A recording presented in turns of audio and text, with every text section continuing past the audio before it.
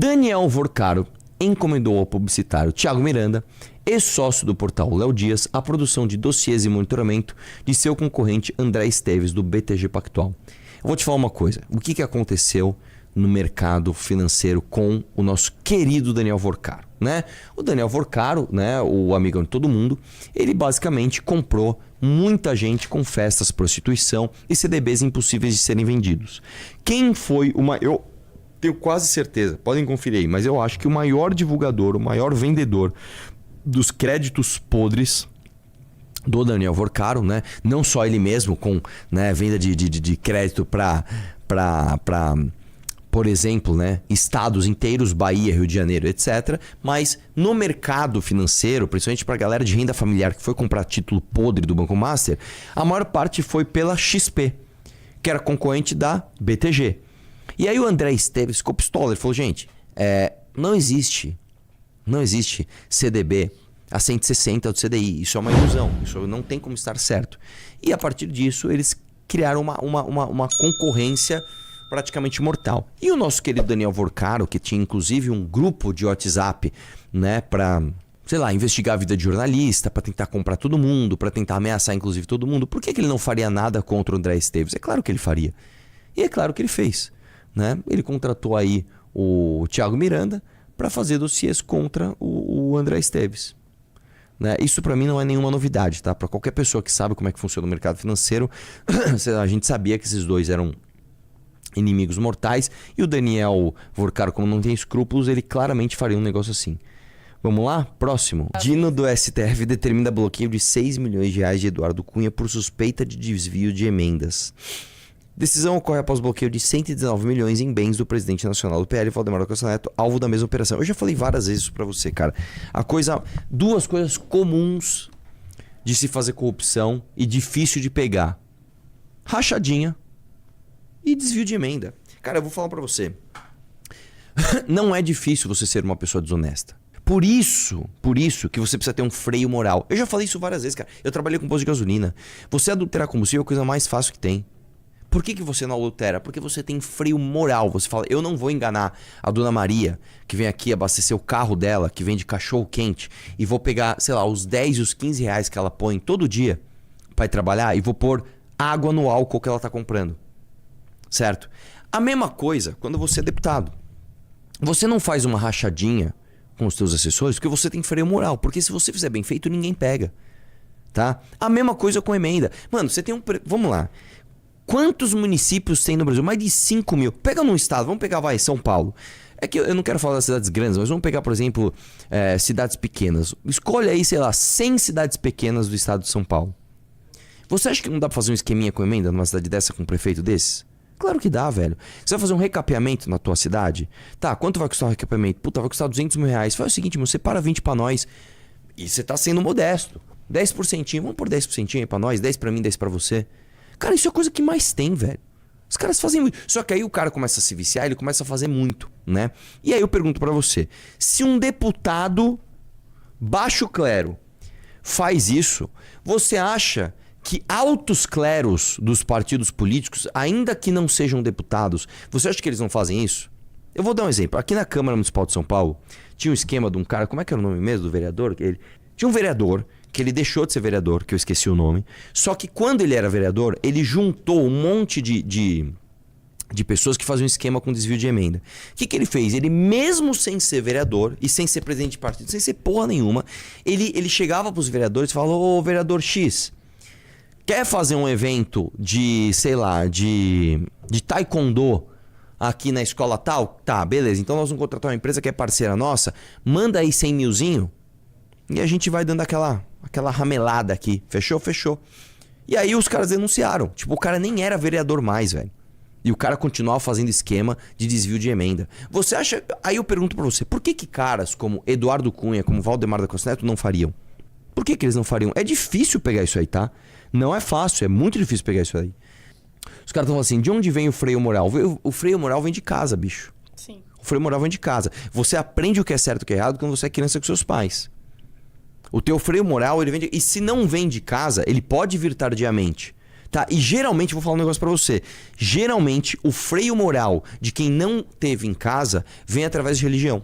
Por isso que, por exemplo, quando você pega a religião evangélica, por mais que tenha um monte de pastor picareta, um monte de idiota aí, existem os bons pastores. São aqueles caras que pegam pessoas que estão na bebida, estão na droga, estão no tráfico, estão fazendo merda e verdadeiramente impõem um freio moral nesse cara falando, você nunca teve isso em casa, mas eu vou te falar, vem cá, ó, pá.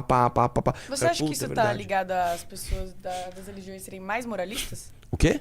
Você acha que isso tá ligado às pessoas de religiões serem mais moralistas? Tipo, evangélicos tendem a ser mais moralistas que católicos, às vezes. É que assim, o ser humano, ele tende a ter freio moral.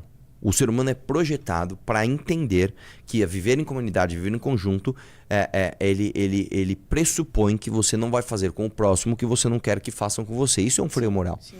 Só que às vezes esse freio moral ele não é desenvolvido. Você vive num lar desestruturado, você vive num ambiente muito hostil, onde ser otário é a pior coisa que pode acontecer, você pode morrer se for otário, e as pessoas levam vantagens umas passando por cima das outras. Aí, quando essa pessoa encontra a religião, não é que a religião é mais moralista, ela volta a uma origem humana, que é de fato de extrapolar o próprio ser e entender que a sua atuação na Terra é mais do que olhar para o seu próprio umbigo. E você, na verdade, é uma forma... Você é uma ferramenta dentro de uma engrenagem chamada sociedade que a sua ação vai interferir na vida de todas as pessoas. E você deve se preocupar com isso. Então, às vezes isso vem através de religião, né? Através da crença no metafísico, né? E às vezes vem até por uma questão, não é nem moral, mas uma questão assim... Cara, eu tenho medo de ir pro inferno, então eu não vou fazer merda. Pode ser. É uma espécie de freio moral. Segundo a decisão, foram identificados o desvio de ao menos 29 emendas parlamentares em proveito de Cunha. Elas somariam 6,15 milhões em recursos públicos, valor do bloqueio determinado por Dino. O Dino diz que é absurdamente grave, que Cunha já nem exerce mais mandato de deputado, ou seja, faz-se de uma pessoa que não dispõe de qualquer representatividade no parlamento há pelo menos uns 10 anos, mas que dispõe de considerável cota de destinação de recursos para redutos eleitorais de interesse. Aí tá aqui, o conjunto de elementos já permite concluir que Eduardo Cunha opera como agente privado com poderes públicos, políticos equivalentes ou até superiores de parlamentares em exercício. Tá, eu queria ver quais são o conjunto de elementos, né? Aqui, ó. A operação revela que Cunha usava uma servidora da Câmara para destinar recursos conforme seus interesses em sintomas inequívocos do cometimento de crimes e de peculato. A prestadora referida é a Mariângela Fialek, conhecido como Tuca, que foi assessora do ex-presidente da Câmara, Arthur Lira, e que também é uma das acusadas de destinar recursos de interesse do presidente nacional do PL, Valdemar Costa Neto, alvo na mesma operação. Tinha uma mensagem na Mariângela, aí no caso do Valdemar, né? Falando, acho que o Valdemar vai mandar 24 pro turismo. Valdemar nega desvio de emendas e disse que nem se acertasse na Mega Sena teria 119 milhões de reais. Vamos lá. Lembrando que é o seguinte, não significa que quando você desvia o valor da emenda, todo o valor desviado vai para você mesmo, porque você precisa pagar uma galera, né? Então vamos lá, a gente viu no áudio da assessora da Valéria Bolsonaro, elas estavam mandando uma emenda de 300 mil reais, onde era 100 pro prefeito, 100 para ela. Não é que os 300 era para ela, só um terço, né? O presidente nacional do PL disse que não desviou coisa nenhuma, não sei o que lá. A cara que ele tá. Ele tá com aquela cara, velho. Mesma cara, né? Ele tá com aquela cara. Ele pode fazer o que ele quiser, ele pode ser ladrão do mensalão, ele pode desviar a emenda, ele pode, sei lá, juntar o Silas Malafaia pra falar. Ele pode fazer o que ele quiser, velho. Vai lá, dá play. Bloquearam 119 milhões mas nem que eu tivesse acertado na Mega Sena eu ia ter um dinheiro desse. 119 milhões é o montante das emendas. Então ele fez um bloqueio porque tinha um acontecimento na Câmara há tempos atrás que eles queriam dar uma verba para cada presidente de partido. Eu fui contra, porque eu nunca tive problema com que os deputados sempre me cederam verba e nós temos, como nós temos uma bancada. O que ele tá falando é o seguinte, ceder verba significa o seguinte, o presidente do partido vai destinar alguma coisa, tá? Isso é outra coisa também que eu vou te explicar de bastidor, tá? Existe uma corda que cada um puxa pro lado, que é o seguinte, o parlamentar geralmente quer mais poder parlamentar. O presidente do partido, que às vezes também é parlamentar e tem os seus parlamentares muito ligados a ele, querem mais poder pro partido. Eu lembro que teve uma discussão, eu lembro que era até com a Renata Abreu, cara. A Renata Abreu era uma das maiores advogadas dessa causa. Que eu não lembro exatamente o que era, mas que o parlamentar ele não poderia mudar de legenda em hipótese alguma. Tinha uma coisa assim. Porque no Brasil, o nosso sistema legislativo ele é pensado através de partes, chamadas partidos. O problema é que no Brasil os partidos não seguem linha ideológica. Né? Eu vou te dizer uma coisa. Você pega na Argentina, por exemplo. Eu tenho quase certeza que na Argentina é assim, mas se não for, muitos outros países são assim. Quando você vota, você não vota no parlamentar. Você vota na lista fechada do partido.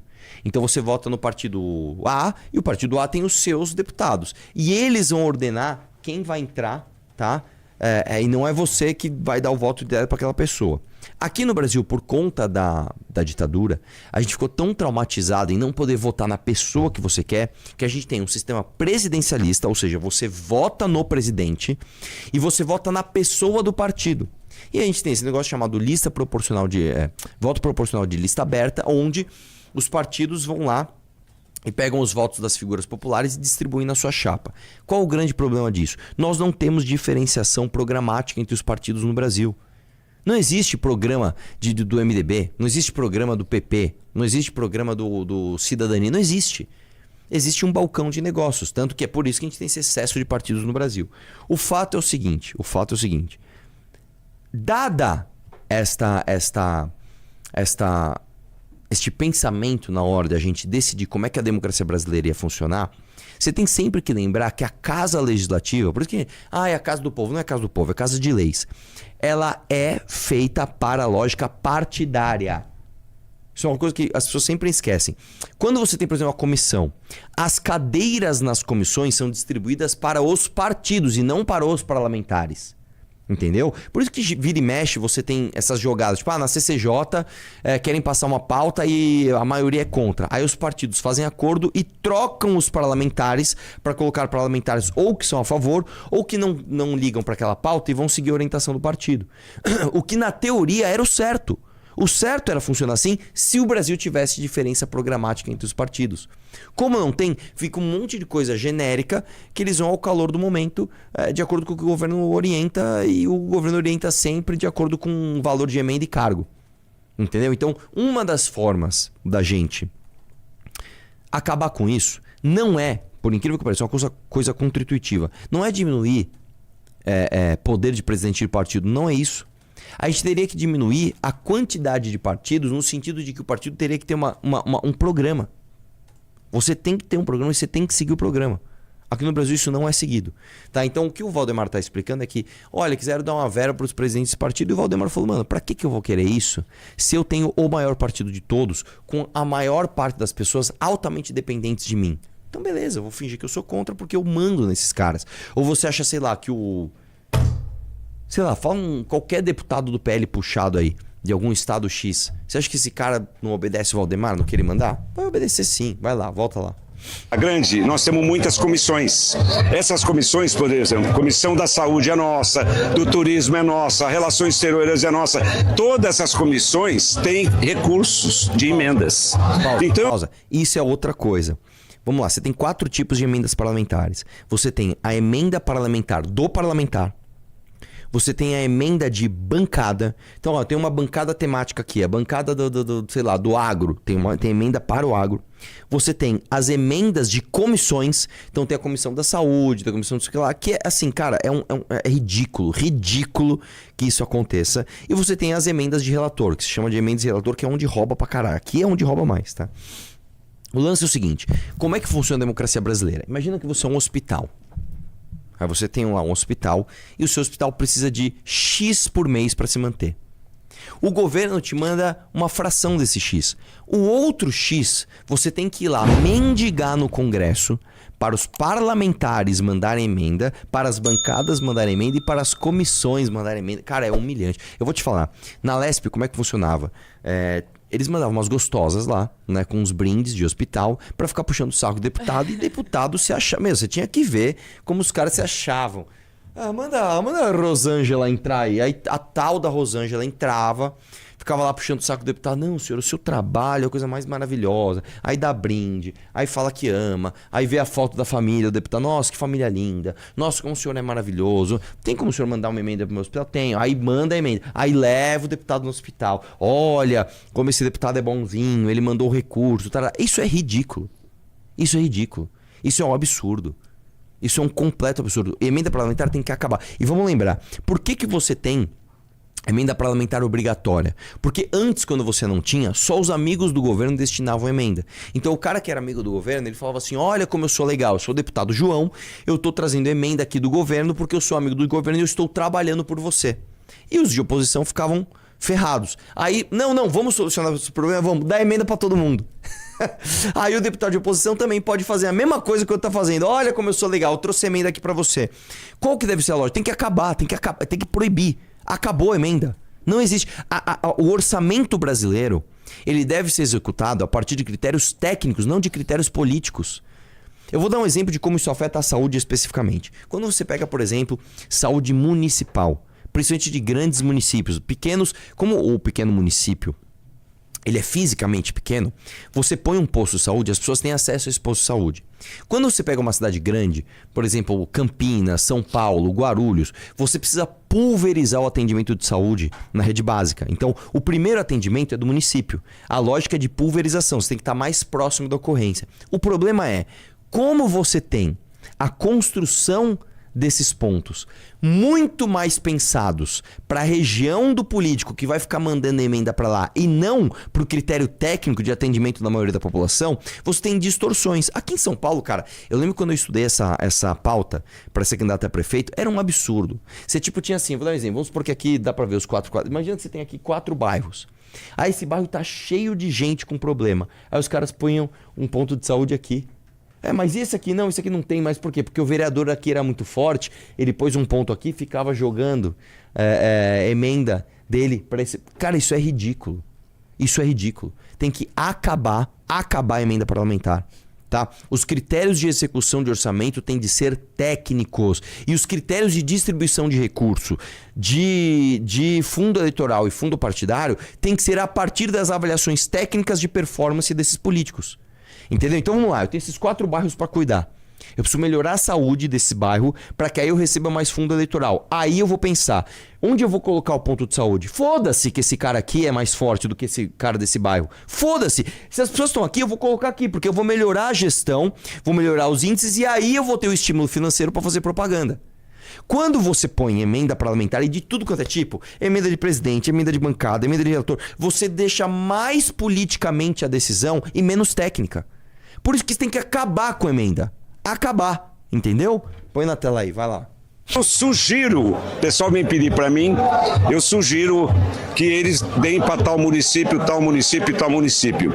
Nunca, o Flávio Dino não tá discutindo com a gente as emendas, porque podia ter uma emenda lá para um órgão suspeito, ele deve ter investigado tudo, lógico, ele sabe que isso não acontece. Agora, ele fez isso por causa da cota que queriam dar para os presidentes, que ele é contra e nós somos contra também. E isso nós vamos resolver logo, eu não tenho dúvida disso. O seu jurídico está confiante, né, nessa defesa? E isso pode atrapalhar a campanha eleitoral em termos regionais, por exemplo, aqui na região? Não, veja bem, a repercussão que teve na mídia foi por causa do trabalho do PT. Trabalho do pessoal do governo contra a gente, porque eles têm força, porque eles estão com a máquina na mão, eles teve uma repercussão absurda. Ontem o Jornal Nacional deu de abertura e sem me ouvir, porque sempre vai ouvir outro lado. Deviam ter me ouvido. Pausa. Nisso ele tem razão. Isso ele tem razão. Não importa que reportagem você vai fazer, você tem que ouvir outro lado. Você tem que ouvir outro lado. Vai lá. Agora eu vou explicando com jeito. Agora, antes, quando eu estava vindo para cá, para a reunião, o Hugo Mota me ligou, presidente da Câmara, já fez uma nota oficial, deve fazer o Senado também, porque isso que eu fiz é fazer política. Não tem nada de errado lá. Se tivesse alguma coisa errada com essas comissões e tal, com esses recursos, não existe isso. Ele sabe que não tem. Então eu acredito que a gente resolve isso em breve. Isso agora esquerda, o que aconteceu? A esquerda, como o Lula deu uma queda, eles aproveitaram isso para descer a madeira em mim. Todos os jornais do Brasil hoje deram de manchete. Folha, Estadão, Globo, Correio Brasilense, todos deram de manchete. Quer dizer, é o pessoal da esquerda, é o pessoal que está dominando o governo, que está trabalhando para derrotar a gente. Não vão conseguir derrotar desse jeito. Nós vamos ganhar as eleições e vamos pôr o país para andar novamente. Bom, vamos lá. Não, Valdemar, não é trabalho da esquerda você sair em todas as manchetes do jornal. Você é dono do maior partido do Brasil, né? Você é dono do partido que tem a candidatura do Flávio Bolsonaro, né? Então, não dá pra falar, não, é culpa da esquerda. Não, cara, né? Não. Agora, vamos lá. Mesmo que o Valdemar da Costa Neto não tivesse desviado um centavo, você acha correto 119 milhões de reais de emendas passarem pela decisão política de Valdemar da Costa Neto? É o que eu tô falando, cara. Mesmo que ele não fosse corrupto, mesmo que ele fosse o cara mais honesto do mundo, a decisão de execução de orçamento não pode ser política assim, não pode. Deixa eu fazer uma pergunta. Ele é presidente de partido. Por que ele tem acesso a esse tipo de coisa? Porque vamos lá. Mesmo que ele não seja... Vamos supor que eu sou presidente do partido e aí eu tenho aqui o Aloysio querendo ser candidato e você querendo ser candidata. Aí eu chego pra você, Heloísa, vem cá. Eu vou te dar aqui R$1 milhão de fundo. E pra Luiz eu vou dar qualquer merreca. Só que você vai ser a minha parceira quando você ganhar a eleição. Aí você ganha a eleição. Quando você ganha a eleição, você sabe que seu mandato se deve a mim. Você sabe que eu é que destinei o recurso. A minha pergunta não é isso. Presidente de partido tem acesso a dinheiro de emenda? Não, ele diretamente não. Mas ele chega no deputado que tem. Ô, Heloísa, deputado, é o seguinte. Você tem quanto de emenda esse ano aí pra executar? Puta, tem 1,5 milhão ainda. Então é o seguinte, desses 1,5 milhão, 500 mil você vai mandar pra esse hospital que eu tô pedindo aqui, tá? Tá bom. Entendi. É assim então eu não que faço funciona. diretamente pela mão dele, é algo... Exatamente. E aí o que acontece? Nenhum outro projeto político tem falado uma coisa que é extremamente impopular entre os políticos, que tem que acabar com emenda. Emenda parlamentar... Vamos lá, gente. O que é emenda parlamentar? Emenda parlamentar é você pegar uma parte do orçamento e executar ela conforme a vontade política de um monte de filho da puta do Centrão. É isso. Então acaba com a ferramenta. Acabou. Eu vi esse edit aqui da Gleisi Hoffmann. A Gleisi Hoffmann, pra quem não lembra, ela era a narizinho da planilha do Odebrecht. Tá? A gente estava com a faca e o queijo na mão pra prender pessoas como ela.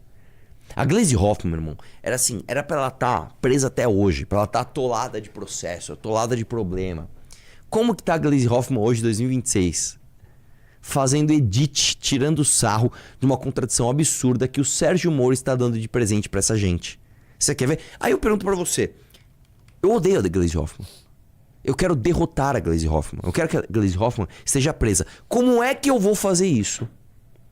Com este cara. Por favor, põe na tela para as pessoas verem esse edit. Presidente do partido, lá, o PL, o Valdemar da Costa Neto, foi condenado por recebimento de suborno pelo Supremo Tribunal Federal. O Moro acabou com a Lava Jato quando ele foi candidato a presidente da República. Ele está chateado comigo até hoje. Valdemar da Costa Neto foi condenado criminalmente pelo Supremo. O Valdemar da Costa Neto, que é o cara que foi condenado por suborno. O meu amigo Sérgio Moro. Essas divergências são naturais e, para isso, a gente tem que respeitar bastante a trajetória política, tanto do Valdemar, o ambiente é outro. Mudei, sabe por quê? Porque nós precisamos dos votos dele. E o Valdemar é o mais sincero de todos. O Valdemar, quando o Moro fala, ele é condenado, o Moro tá chateado com ele. Ele faz aquela cara tipo assim, relaxa. Daqui a pouco ele vai estar na minha mão. E não tá. Por isso que eu falo que o Valdemar ele pode tudo. Ele pode tudo, irmão. O cara foi preso com mensalão. Ele tá na Paulista com a direita falando que ele é o rei da direita. A marca Bolsonaro tá na mão dele. Então, por que eu tô falando isso pra você? Esse corte é da Gleisi Hoffmann, cara. A Gleisi Hoffmann. Cara, eu não sei quantos de vocês viveram a Lava Jato. 2015, a Lava Jato pegando fogo, 2016 bombando, 17, Lula vai ser preso amanhã, 2018 Lula vai preso, irmão, fudeu, pegaram o Lula. Se pegaram o Lula, quem não vão pegar? Vai fuder todo mundo. Aí o que acontece? O que acontece em 2026? A Gleice tá lá, o Sérgio Moro. Os caras recuperaram todos os terrenos que eles perderam na Lava Jato. Aí eu pergunto pra você, é assim que a gente vai mudar o Brasil? Com a fibra destas pessoas? Se você tem vontade de montar um canal de cortes para ajudar a divulgar as ideias do MBL e da missão, eu tenho um treinamento 100% focado mostrando como você pode sair do zero sem saber nada de edição, thumbnail, até você monetizar um canal de cortes e além de estar ajudando no projeto, também ser remunerado por isso. No mês de maio, por exemplo, o canal Inevitável Cortes faturou mais de 30 mil reais apenas de AdSense. O Felino Missionário e o Missão Avança, ambos fizeram mais de 1 milhão de visualizações e faturaram acima dos 14 mil reais. E se isso te interessou de alguma maneira, é só clicar no primeiro link da descrição desse vídeo ou então ler o QR Code que está aparecendo aqui no meio da sua tela agora, onde eu vou te explicar de maneira mais detalhada como você pode começar o seu próprio canal de cortes. Se você gostou deste vídeo, deixe seu like e inscreva-se no canal. Ative as notificações para receber mais vídeos como este. Te vejo no próximo vídeo.